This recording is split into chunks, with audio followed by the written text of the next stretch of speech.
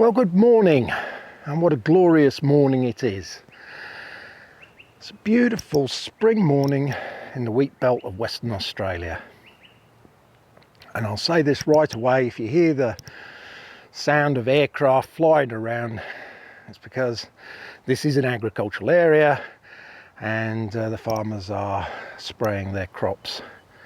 So it's not the start of World War III. It's just the local crop sprayers flying around. Well, if you read any of the photographic forums and fora lately, you'll be hearing a familiar lament. Photography has got too expensive. Very, very expensive. And when you look at the fact that people like Canon and Sony are looking to launch cameras, well, Sony have already done it with the A1, Canon are looking at doing it with the R3, which is due any day now. Both of those retail for just under 10,000 Australia dollars, and that's a lot of money by anybody's standards.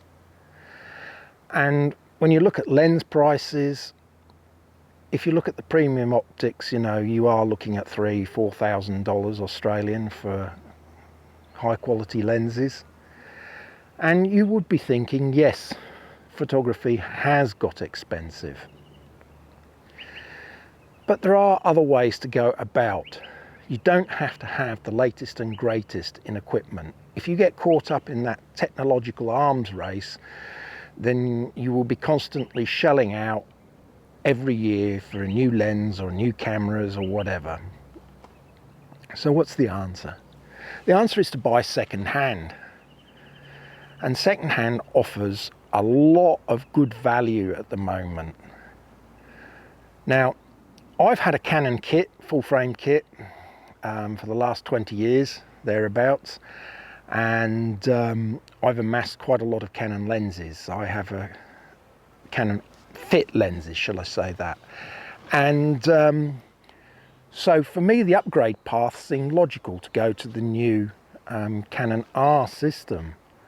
But even looking at that, to replace what I've got with the new R lenses and just one R body, the R6, I'd be looking at spending close to 20,000 Australian dollars, and that is too much.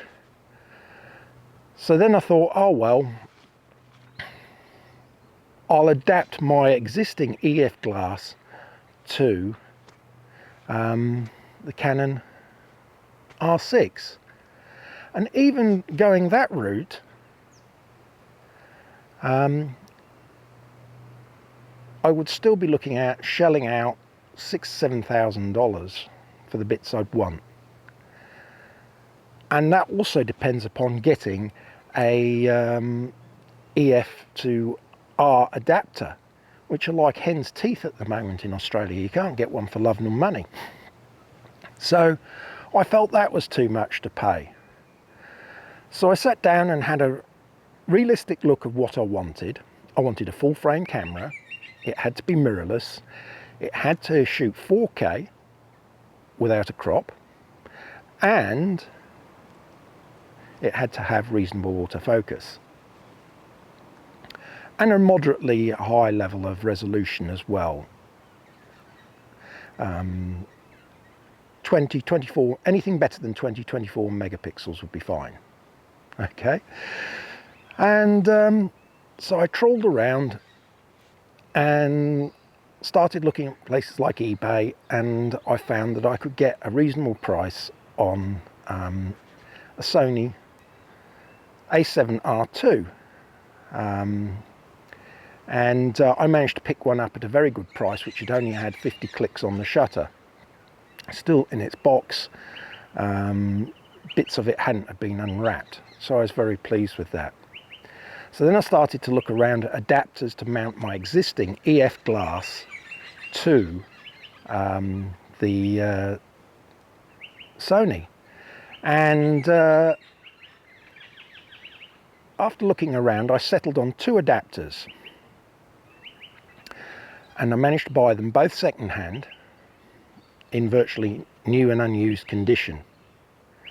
And so I'm going to talk about the first one of those today, which is the Sigma MC-11.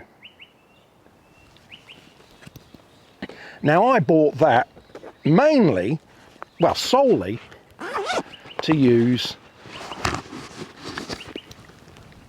with this lens, which is the Sigma 150 to 600.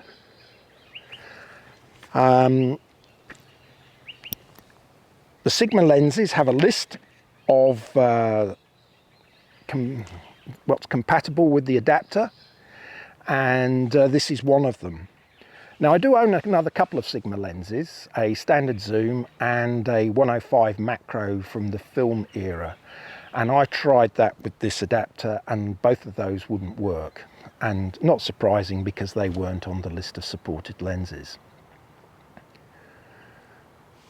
So I also tried a few of my EF lenses by Canon, and they didn't work very well either. They worked, but they just weren't consistent enough. So I just stuck to the Sigma MC-11 plus the 150 to 600, which is what I'm talking about today.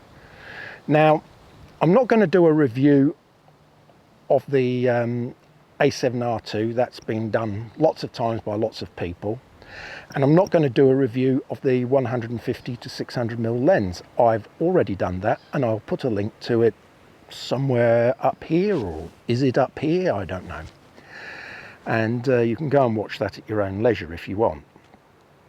The first thing you notice when you pick up the MC-11 is that it is very solid and well made.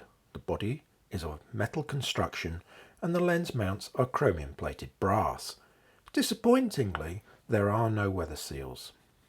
On the body is a USB port behind a soft plastic flap, and on the opposite side is the lens release button. Just by that is a tiny LED light, which is very hard to see when it is off. Now, the purpose of the light is to inform you about how well the lens attached will work, and it does this through one of four states. A constant green is the lens is compatible. Flashing green, you need to update the lens firmware. Flashing orange, the adapter firmware needs updating. No light and the lens isn't compatible. The light only comes on for 2 or 3 seconds when you switch on the camera. Speaking of firmware updates, to do this you will need to download the Sigma Optimization Pro software from their website. To update the adapter just needs a USB cable. For lenses you will need the Sigma Dock UD01.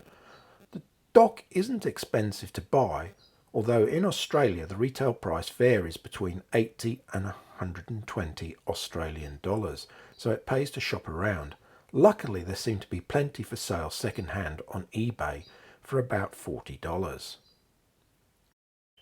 Before I updated the firmware, I found that there was difficulty in acquiring focus when shooting in low light, backlit situations and with subjects in undergrowth. Once upgraded, things worked a lot better. I experimented with the settings on the camera by setting up 2 custom modes. Custom mode 1 was in shutter priority with the shutter speed set at 1/500th of a second, auto ISO, autofocus continuous, lock-on autofocus with a medium-sized flexible spot, and the frame rate for the camera was set to low speed continuous. Custom mode 2 was in shutter priority with the shutter speed set to 1/2000th of a second, auto ISO, autofocus continuous, lock-on flexible spot large, and high-speed continuous drive. Both modes had the following parameters set: phase detect area on, pre-AF off, priority set in AFC with a balanced emphasis, autofocus with shutter on, autofocus drive speed fast, and autofocus tracking sensitivity high. With birds in trees that weren't moving too quickly, I found that I was getting a hit rate of around 90%. With more erratic moving birds, my hit rate dropped to 36% when I was using my custom mode 2. When I switched to mode 1, the hit rate improved to 85%. Photographing my dog running towards me, both custom modes acquired focus very quickly, but the results from custom mode 2 weren't very consistent, fluctuating between 60 to 85%. In custom mode 1, I got very consistent results at 85%. When shooting birds in flight, I found that I didn't get a single shot with critical focus, which was disappointing to say the least.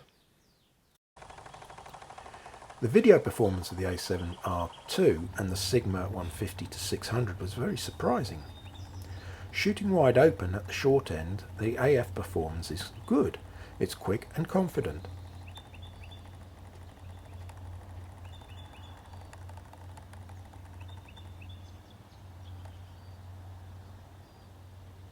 At the long end, the AF is a bit slower, but it does acquire focus and lock on.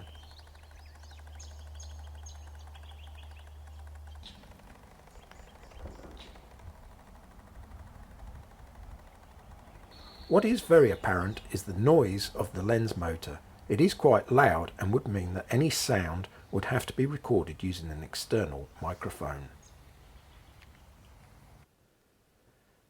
In practice, it would certainly seem that shooting at higher frame rates, the autofocus struggles to keep up, and dropping the frame rate improves the hit rate considerably. Whether using this combination is a good idea depends very much on your expectations and what you want. If you want the performance of a Sony native lens, then you are better off getting that. But if you already have the lens, as I did, and want to change from a Canon DSLR to a Sony full-frame mirrorless camera, and you are shooting birds in trees, scrub, or on the ground or on the water, then this works very well. For birds in flight, you'll either want a full Sony setup or a full Canon setup. Thank you very much for watching. I hope you found it informative, and this is part 1 of a series, and the next video I hope to put up will be about my experience with another adapter using my Canon EF glass on my Sony A7R2. Thanks for watching, and I'll see you again. Goodbye.